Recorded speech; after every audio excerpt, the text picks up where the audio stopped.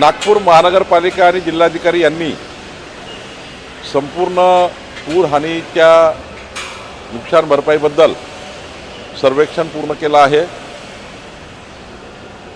NDRF SDRFच्या नियमाप्रमाणे जे नुकसान झालं ते भरून काढण्याकरता शासन काम करणार आहे।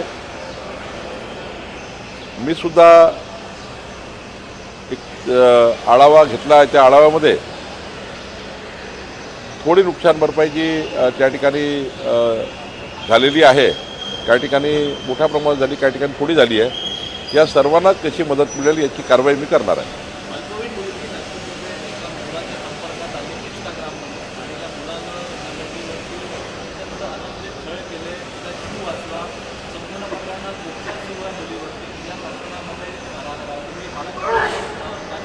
नाही, मी नक्की या प्रकरणामध्ये लक्ष टाकून दोषीवर कडक कारवाई करण्याच्या जे काही बाबी आहेत, सोमवारी मी तसं पोलीस आयुक्तालयात आहे आणि यावर मी चर्चा करणार आहे आणि पोलीस आयुक्तालयामध्ये आपल्या एकंदरीत नागपूरच्या सुरक्षा व्यवस्थेसंबंधाने चर्चा करणार आहे आणि फ्युचरमध्ये अशा घटना घडणार नाही याची काळजी घेण्याची जबाबदारी सरकार म्हणून आमची आहे, ती आम्ही घेऊ।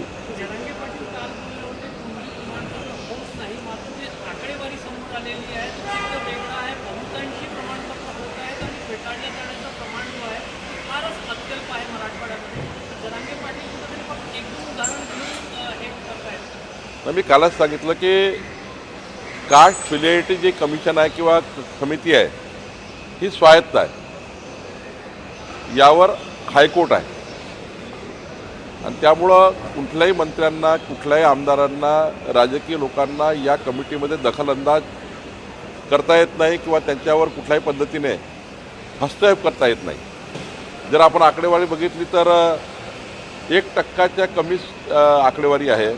एकंदरीत जे प्रमाणपत्र निर्गमित झाले आहेत किंवा त्यांची व्हॅलिडिटी झाली आहे 1%पेक्षा कमी आहे। आता समजा मराठा समाजाचे 3 त्या ठिकाणी लोकांच्या व्हॅलिडिटी ही रद्द झाली, पण जर OBC आणि याचा आकडा घेतला तर जवळपास 117 प्रकरणं अशी आहेत, तर OBC समाजाची सुद्धा व्हॅलिडिटी कमिटीने रद्द केला आहे। त्यामुळं एकंदरीत प्रमाणपत्राचा आढावा घेतला तर जे काही प्रमाणपत्र निर्गमित झाले किंवा ज्या व्हॅलिडिटी झाल्यात त्यामध्ये 1%च फक्त त्या ठिकाणी व्हॅलिडिटी ही रिजेक्ट करण्यात आलेली आहे।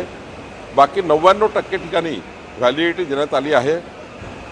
खरं तर व्हॅलिडिटी कमिशनच्या मध्ये बोलण्याचा अधिकार कुणालाच नाही आहे, पण निश्चितपणे व्हॅलिडिटी कमिट्या या पारदर्शीप्रमाणे काम करतील, त्या करत असतील, कारण हायकोर्टनी त्याच्या ठिकाणी दखल घेतात। हायकोर्टमध्ये डायरेक्ट केस होतं आणि त्यामुळे त्यांना ते नियमाने करावं लागतं। कुठेही त्या ठिकाणी कमी जास्तपणा व्हॅलिडिटी कमिशनला करता येत नाही।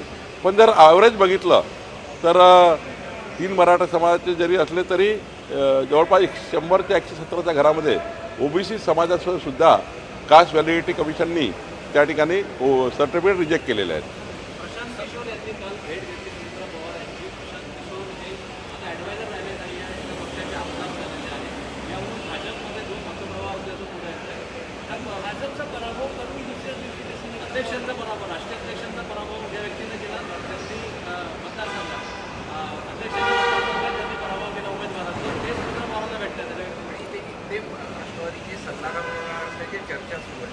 असं आहे की त्यांच्या पक्षाचा जो काही निर्णय घ्यायचे अधिकार त्यांना आहेत ते सुनेत्रा पवारजींना आहेत, परंतु महायुतीमध्ये कुठल्याही शंका कुशंका डॅमेजेस होणार नाही याची काळजी घेण्याची संपूर्ण जबाबदारी आमची सर्वांची आहे। म्हणजे माननीय मुख्यमंत्री एकनाथजी आणि देवेंद्रजी आणि सुनेत्रा पवारजी या सर्वांनी आणि आम्ही सर्वांनी हा या ठिकाणी एक आचारसंहिता केली आहे सर्वांनी आम्ही, की महायुतीला समजा शिवसेनेला भाजपाने कुठल्याही पद्धतीने डॅमेज करायचं नाही, राष्ट्रवादीने भाजप शिवसेनेला डॅमेज करायचं नाही, आम्ही एकामेकाच्या समोर येणार नाही, असा सर्वांनी विचार करून चालायचा आहे। तर मला वाटतं की जे काही तुम्ही सांगताय त्यामध्ये सुनेत्रा पवारजी निश्चितपणे वेगळा काहीतरी विचार करतील। म्हणजे प्रशांत किशोर बिहारमध्ये तुम्हाला कडवी झुंज देत आहे, तर इथे तो आचारसंहितेचं उल्लंघन तुम्हाला वाटतंय का? नाही, मला याच्याबद्दल आज काही बोलायचं नाही आहे. फक्त आम्ही सर्वांनी महाराष्ट्राच्या महायुतीला कुठेही घातक होईल किंवा कुठेही त्या ठिकाणी एकामेकाच्या मनात शंका उत्पन्न होईल असं कुठलंही पाऊल कुणी उचलायचं नाही आहे. लक्ष्मण हाके यांनी इशारा दिलेला आहे की प्रसाद लाड ज्या ठिकाणी मिळेल त्यांच्या कानशिलामध्ये मी लावेल, मला गोळ्या घातल्या तरी चालते. नाही, असं बोलणं योग्यच नाही आहे. लक्ष्मण हाकेजींना माझी विनंती आहे की प्रसाद लाड आमचे भारतीय जनता पार्टीचे अत्यंत महत्त्वाचे नेते आहेत. मराठा आणि ओबीसी समाजामध्ये समन्वय करण्याकरता प्रसाद लाडची भूमिका महत्त्वाची आहे. दोन्ही समाज समोर येणार नाही याची काळजी घेण्याची जबाबदारीसुद्धा प्रसाद लाड यांनी मधल्या काळात घेतलेली आहे. त्यामुळं एखाद्या व्यक्तीवर अशा पद्धतीने कोणी बोलू नये, कारण प्रसाद लाड हे कधी या ठिकाणी कुठल्याही असं असंस्कारी काम करत नाही ज्यातनं प्रसाद लाडवर अशी टीका होईल किंवा असं बोलेल. लक्ष्मण हाकेजीने माझी सूचना आहे, विनंती आहे की या पद्धतीने प्रसाद लाडवर त्यांनी बोलू नये. कारण प्रसाद लाड हे या ठिकाणी खऱ्या अर्थाने एक महत्त्वाचे महायुतीमध्ये समन्वयक म्हणून आहेत. त्यांच्या भूमिकेवर त्यांनी अशा पद्धतीने बोलणं योग्य होणार नाही. मराठा क्रांती मोर्चाचे काही कार्यकर्ते संभाजीनगरमध्ये उपोषणाला बसतात.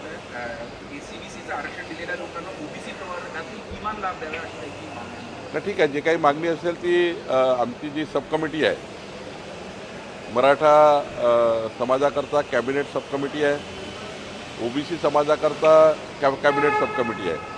असे काही विषय त्या कॅबिनेट सब कमिटीसमोर येईल, सरकारसमोर येईल, त्यावर चर्चा होईल. राज ठाकरे सांगितलंय की SIR असताना अधिकारांसोबत भाजपचे लोक गेलेल्या पश्चिम बंगालमध्ये जे झालं ते इथे करायचं आहे का असा आरोप. नाही, SIRमध्ये तर सर्वच पक्षाच्या BLAनी सर्वच पक्षाला BLA द्यायचे आहेत आणि त्यामुळं सर्वच पक्षांनी बूथवर राजसाहेबांनी, उद्धवजींनी, आम्ही सर्वांनी आपापले जर लोक सरकारी अधिकाऱ्याला दिले, सोबत काम केलं तर अधिक चांगला SIR होईल. त्यामुळं हा आक्षेप घेणं योग्य नाही की भाजपचे लोक काफी जात आहे. ते अधिकृत आहे. BLAला जबाबदारीच आहे की आपल्या भागातल्या त्या ठिकाणी BLOज जे आहेत गव्हर्नमेंटचे अधिकारी, त्यांना सपोर्ट करणे, त्यांना सहकार्य करणे, एखादा मतदार मिळत नसेल तर त्याचा ॲड्रेस शोधून देणे, ही जबाबदारी सर्व पक्षाच्या BLAची आहे.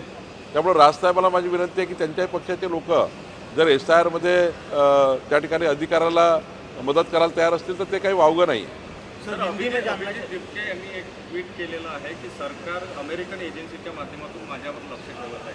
मला माहीत नाही त्यांनी का ट्विट केला, त्याचं उत्तर त्यांनी दिलं. बरं सर, हिंदी में जानना चाहेंगे, राहुल गांधी ने झारखंड के छात्रों का समर्थन किया, कहा कि सरकारों ने प्रदर्शनकारियों की बातें सुननी चाहिए. तो सरकार सुनती है.